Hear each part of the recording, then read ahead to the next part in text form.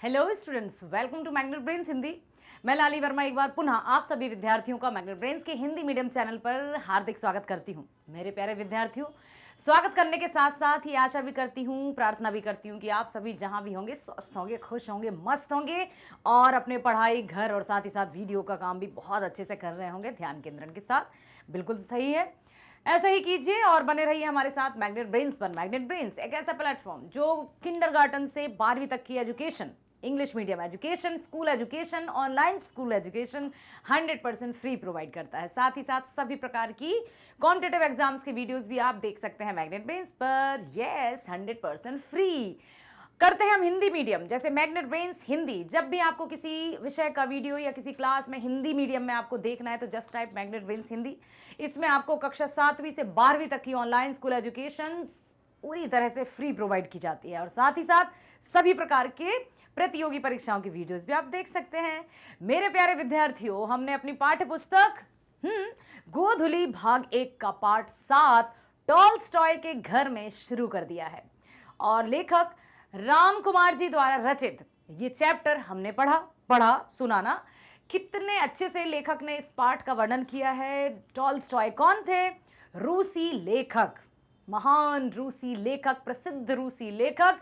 जब लेखक अपनी यात्रा के दौरान जाते हैं टॉलस्टॉय के घर में तो वे वहाँ जो कुछ भी देखते हैं, उन्होंने वहाँ जो कुछ भी अनुभव किया, उनसे जुड़ी बहुत सारी सामग्री को देखा, उनके कपड़े, एक एक वस्तु, जहाँ पर वो बैठते थे, जहाँ पर वो खाते थे, जहाँ पर वो विंडो से देखते रहते थे नेचर या प्रकृति का दृश्य, वो सब कुछ देखते हैं।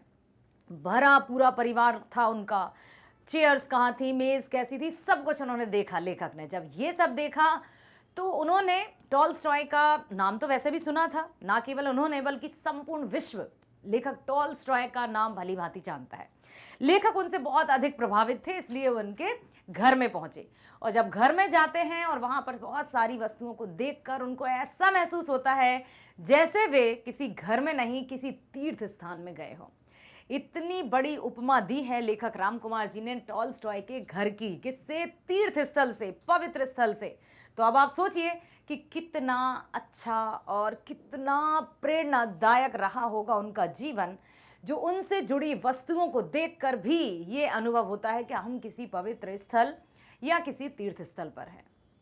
इसी के करने वाले हैं इस वीडियो में हम बिहार बोर्ड सॉल्यूशंस। तो आपको बहुत ध्यानपूर्वक बने रहना है मेरे साथ शुरू से लेकर अंत तक, ताकि हर प्रश्न का आप अर्थ समझो और जब प्रश्न का अर्थ समझोगे तो उत्तर अपने आप बहुत अच्छे से लिख पाओगे।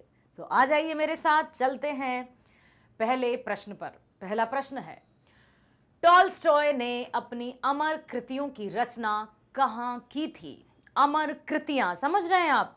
ऐसी कृतियां, ऐसी रचनाएं जो अमर हो गईं, जो सदियों के लिए अमर हो गईं, इसलिए लिखा है अमर कृतियां।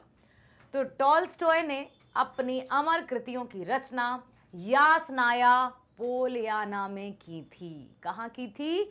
यासनाया पोलियाना में उन्होंने अपनी अमर कृतियों की रचना की थी।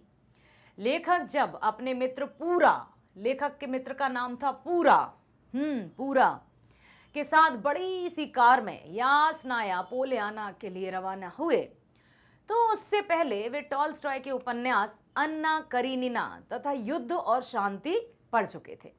और भी रचनाएं उन्होंने लेखक की पढ़ ली थी, मीन्स टॉलस्टॉय की पढ़ ली थी, और बहुत अधिक जिज्ञासा उनके मन में थी कि और क्या होगा, और क्या होगा। जब जो हमें इंटरेस्टिंग लगता है या कोई भी रचना हो या कोई भी स्थल हो तो हम उसके बारे में और डेप्थ तक जाना चाहते हैं। ठीक वैसा ही लेखक ने भी किया।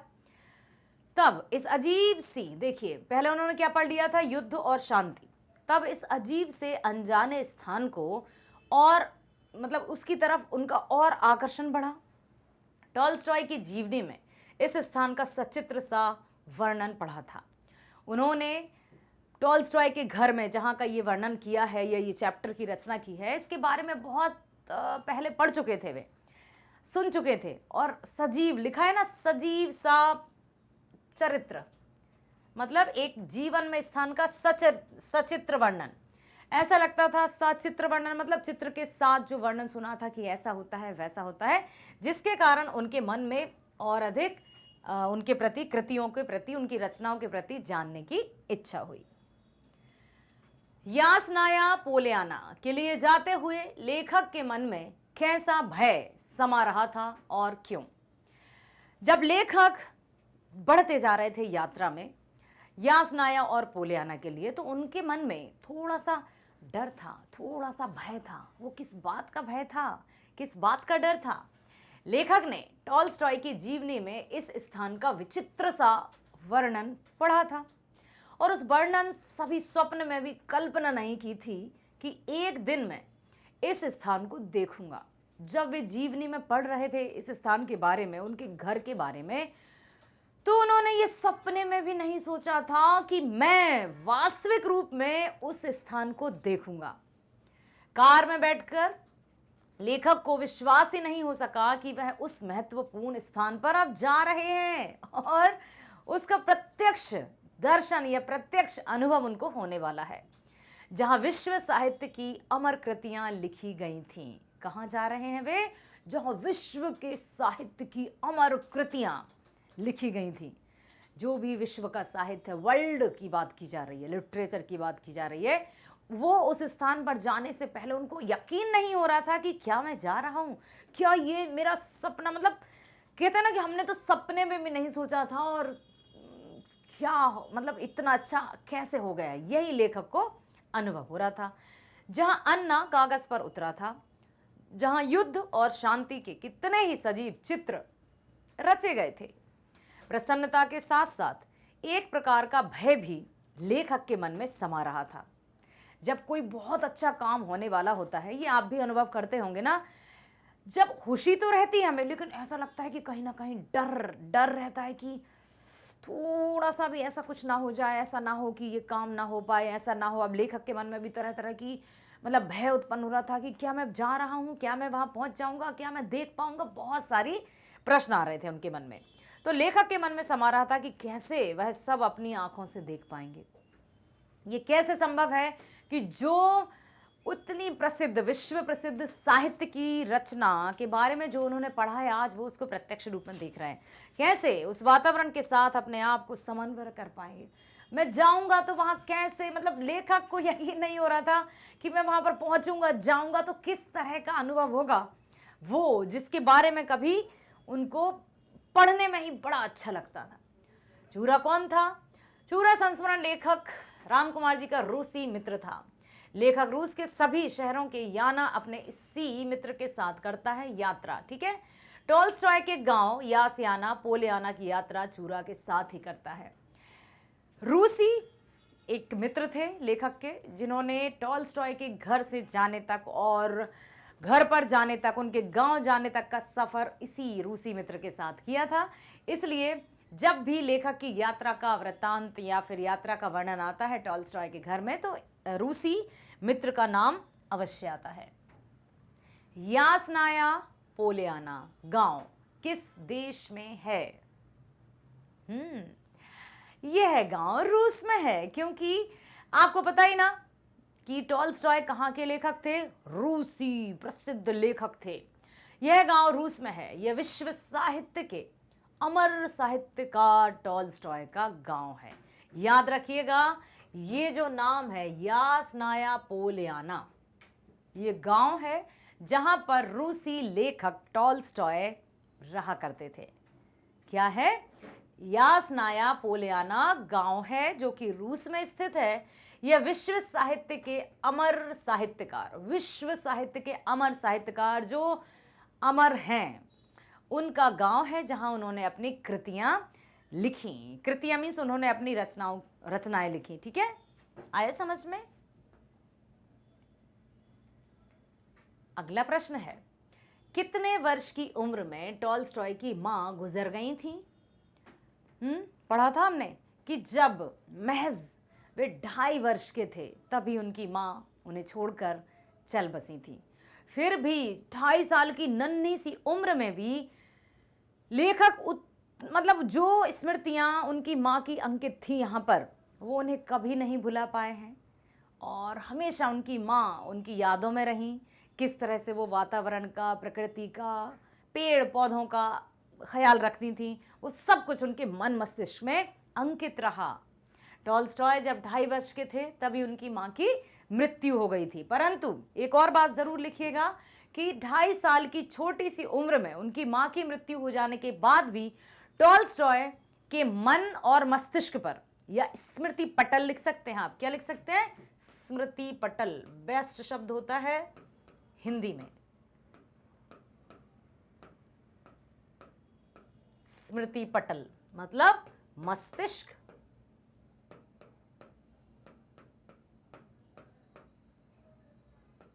ठीक है कि टॉलस्टॉय जब 2.5 वर्ष के थे तभी उनकी मां चल बसी थी, परंतु उनके स्मृति पटल पर उनकी मां की यादें हमेशा रहीं कि किस तरह से मां उनका ख्याल रखती थी, किस तरह से उन्हें लाड़ दुलार करती थी, किस तरह से आसपास का जो माहौल था, प्रकृति के साथ वृक्ष मतलब जो वातावरण की देखभाल, पेड़ पौधों की देखभाल, सब कुछ उनको अच्छी तरह याद था कि मां किस तरह से ध्यान रखा करती थी। अगला प्रश्न है, टॉलस्टॉय के परिवार में चित्रकारी का शौक किनको था? चित्रकारी करते थे, है ना। तो टॉलस्टॉय के परिवार में उनकी पुत्री थी और को भी चित्रकारी का शौक था और उनके बनाए गए चित्र भी बहुत अच्छे से मौजूद हैं वहाँ पर। जो भी उनके, क्योंकि वो स्वयं भी एक चित्रकार ही थे, जैसे हमारे लेखक राम कुमार जी हिंदी साहित्यकार होने के साथ साथ, लेखक उपन्यासकार होने के साथ साथ चित्रकार भी हैं। ठीक उसी तरह से कहते हैं ना कि माता पिता के जो गुण रहते हैं वो बच्चों में अनायास ही आ जाते हैं, जेनेटिक। जैसे कोई गाता है या कोई चित्रकला या आर्टिस्ट है, तो उनके पेरेंट्स के जो गुण होते हैं वो अपने बच्चों में आ ही जाते हैं। तो उनकी पुत्री भी बहुत अच्छे से चित्रकारी करती थी। राम कुमार के अनुसार टॉलस्टॉय के मकान का सबसे महत्वपूर्ण भाग कौन सा था? उसका एक संक्षिप्त परिचय दीजिए कि जब वे गए वहां पर उन्होंने उनका घर देखा, तो लेखक के अनुसार, लेखक राम कुमार जी के अनुसार उनके जो घर का दृश्य था वो सबसे महत्वपूर्ण वाला दृश्य कौन सा था? कौन सा था बताइए? सबसे महत्वपूर्ण हिस्सा या भाग जो लेखक ने देखा, सबसे अधिक महत्वपूर्ण। लेखक जब बाहर की परिक्रमा समाप्त करके घर में गए तो दरवाजे के भीतर कदम रखते ही सारे शरीर में एक प्रकार की सनसनी सी दौड़ गई। ऐसा नहीं, ऐसे गूज बम्स जाते हैं ना, ऐसे सनसनी सी दौड़ गई। उनकी जीवनी में पढ़ी कितनी घटनाएं एक साथ मस्तिष्क में उछलने कूदने लगी, क्योंकि उन्होंने उनकी जीवनी पढ़ी थी और अब वो साक्षात मतलब प्रत्यक्ष रूप में उनके घर में आ गए थे। सब कुछ जो पढ़ा हुआ था वो सब कुछ पूरी तरह से जागृत अवस्था में आ गया। एक कमरे में शीशे की अलमारियों में उनके कपड़े टंगे हुए थे, मानो उन्होंने अभी उतारे हों। एक बहुत ही बड़ी सी अलमीरा थी, अलमारी थी, जहां पर उनके कपड़े टंगे हुए थे और ऐसा लग रहा था जैसा उन्होंने अभी अभी उतार कर टांगे हों। उनका कोट, उनका पतलून, ओवरकोट, ड्रेसिंग गाउन, मोजे, लंबे लंबे रूसी जूते, कमीज सब थे। एक कोट के विषय में उनकी सेक्रेटरी ने बतलाया कि अन्ना करोनीना के रुपयों में से उन्होंने उस कोट को खरीदा था। दीवारों पर उनके और उनके परिवार के चित्र भी टंगे हुए थे और उनकी पत्नी और पुत्री को चित्रकारी का शौक भी था। पत्नी को भी शौक था और उनकी पुत्री को भी शौक था। उनके बनाए चित्र भी थे।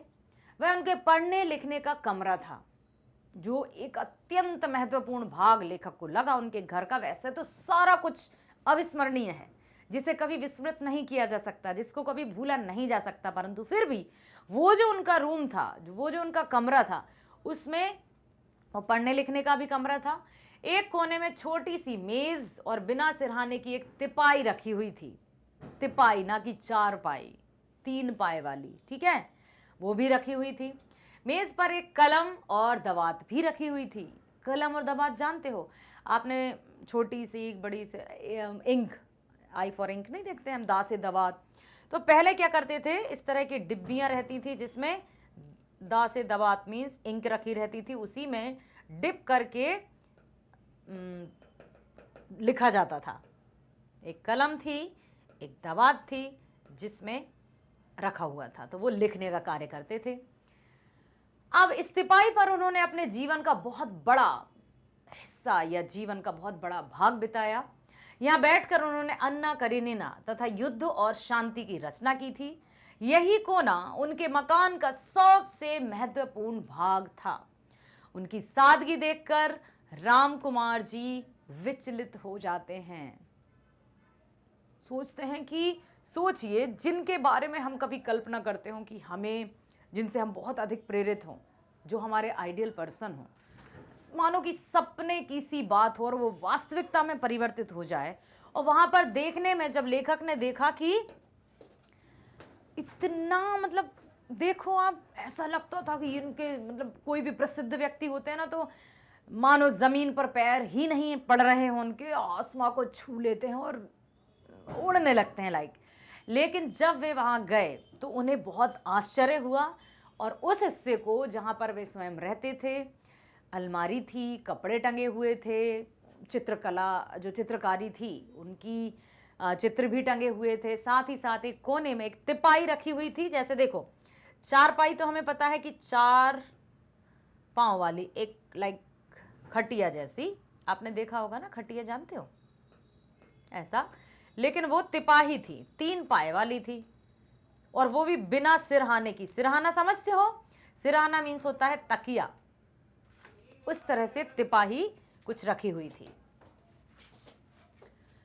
टॉलस्टॉय रूसी के अलावा और कौन कौन सी भाषाएं पढ़ लेते थे? रूसी तो वे जानते ही थे, है ना। रूसी में तो रशिया मीन्स उनमें उनकी बहुत सारी रचनाएं थी। उसके अलावा और कौन कौन सी भाषाएं वे पढ़ लेते थे? उनके शेल्फों पर अनगिनत किताबें सजी हुई थी। उनकी स्वयं की एक अपनी लाइब्रेरी थी, अपना पुस्तकालय था। इसमें जर्मन, फ्रांसीसी, अंग्रेजी की कामोवेश 23,000 पुस्तकें थीं। लगभग 23,000 पुस्तकें थीं। इससे पता चलता है कि वे जर्मन, फ्रांसीसी और अंग्रेजी भी पढ़ लेते थे। समझ आया? टॉलस्टॉय ने अंतिम बार जब घर छोड़ा तो उनके साथ कौन गया था? जब वे घर छोड़कर निकले तो सिर्फ उनके साथ कौन गया था, या वे सिर्फ किसको अपने साथ ले गए थे? क्योंकि उनका घर बहुत बड़ा था, कई लोग रहते थे और नीचे के कमरे में डॉक्टर भी रहता था। तो जब वे घर छोड़कर गए तो डॉक्टर उनके साथ गए थे। टॉलस्टॉय ने अंतिम बार जब घर छोड़ा तो उनके साथ एक डॉक्टर गया। अतिथियों के कमरे में डॉक्टर उनके साथ ही रहता था। जो गेस्ट रूम था वहां पर डॉक्टर भी रहते थे साथ में हमेशा। तो जब टॉलस्टॉय घर से निकले या घर से गए, घर छोड़कर गए, तब डॉक्टर भी, मतलब डॉक्टर ही, नॉट डॉक्टर भी, टॉलस्टॉय और सिर्फ डॉक्टर उनके साथ गया था। नेक्स्ट क्वेश्चन, टॉलस्टॉय ने अपने निजी कमरे का चित्रण किस उपन्यास के किस पात्र के कमरे के रूप में किया है? कमरे की कुछ विशेषताएं बताइए। टॉलस्टॉय ने अपनी निजी कमरे का चित्र अन्ना करेनिना उपन्यास में लचिन नामक पात्र के कमरे के रूप में किया है। कमरे की सादगी, बाहर खुलती हुई खिड़की, एक चारपाई, यह कमरा उन्हें बेहद पसंद था क्योंकि यह घर के शोरगुल से दूर था और उन्हें इसमें सदा एकांत मिलता था। ठीक है, इसलिए उन्होंने इसकी विशेषताएं बताई। अगला प्रश्न है, टॉलस्टॉय ने अपनी समाधि के विषय में क्या कहा था? समाधि, स्वयं की समाधि के बारे में क्या कहा था उन्होंने? अपनी मृत्यु से पूर्व, मतलब मृत्यु से पहले ही टॉलस्टॉय ने अपनी समाधि के विषय में विस्तार से आदेश दिया था। क्या आदेश दिया था? कि जैसी निर्धन से निर्धन व्यक्ति की समाधि होती है वैसी ही उनकी भी बने। ओ वाओ, सोचो क्या कहा था उन्होंने। वे चाहते तो अपने लिए, जैसा अक्सर हम देखते हैं ना कि विदेशों में ये होने लगा है कि मरने से पूर्व ही समाधि स्थल तय कर लिया जाता है कि मेरी समाधि यहाँ बनेगी, जिसके मतलब स्लो म्यूजिक रहेगा, आसपास गुलाब और खुशबूदार फूल भी ऐसे खिलते रहेंगे।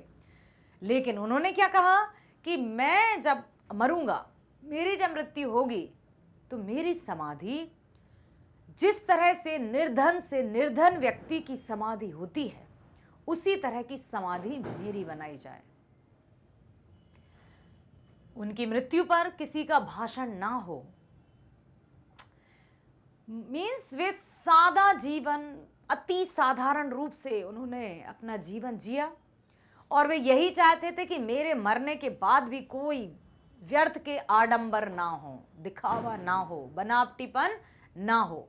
तो उन्होंने कहा कि समाधि भी बिल्कुल निर्धन से निर्धन व्यक्ति की तरह बने और किसी का भाषण भी ना हो। उसका स्थान वे स्वयं ही चुन गए थे कि यहाँ पर जहाँ भी सामान्य से व्यक्तियों की समाधि बनती थी वहीं पर वो उनका स्थान भी चुन गए थे कि यहाँ पर मेरी समाधि बनेगी और इस तरह की समाधि बनेगी। तभी तो कहते हैं ना, कुछ चलते हैं, मतलब पद चिन्हों पर कोई चलता पद चिन्हों पर कोई पद चिन्ह बनाता है। कॉपी करके जीना या हमें किसी का सूट वूट रहन सहन देखा और मन में आ जाती है लालसा, मुझे भी इसकी तरह बनना है। क्यों बनना है इसकी तरह?